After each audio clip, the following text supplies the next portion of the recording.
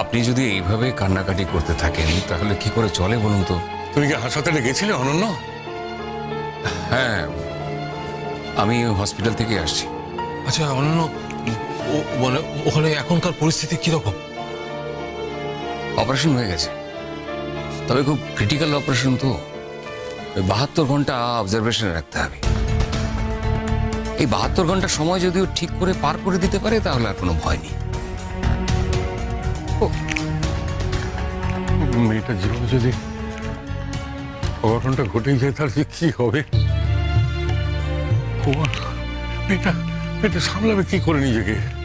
20টা বছর কোনো যোগাযোগ ছিল না। ও তো একরকম মেনেই নিয়েছিল যে ওর বিয়ে শাদী হবে না, ওর জীবনটা এভাবেই কাটবে।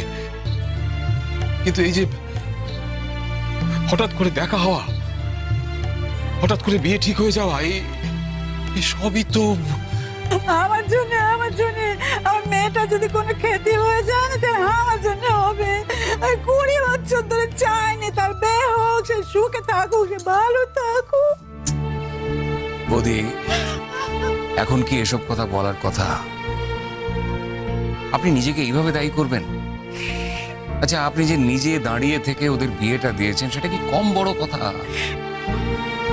না না, আপনি চেয়েছিলেন বলেই তো বিয়েটা হয়েছে, সেটা কি আমরা ভুলবো কি করে?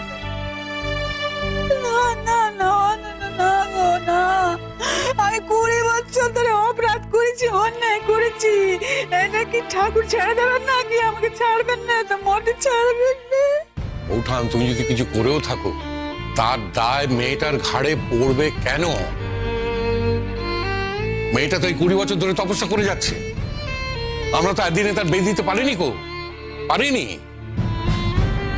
মেয়েটা তো তার জীবনের সব সুখ দুঃখের দরজা জানলা এক এক করে বন্ধ করে রেখেছে এই 20টা বছর ধরে, শুধু তার জন্য, ওই ছেলেটার জন্য।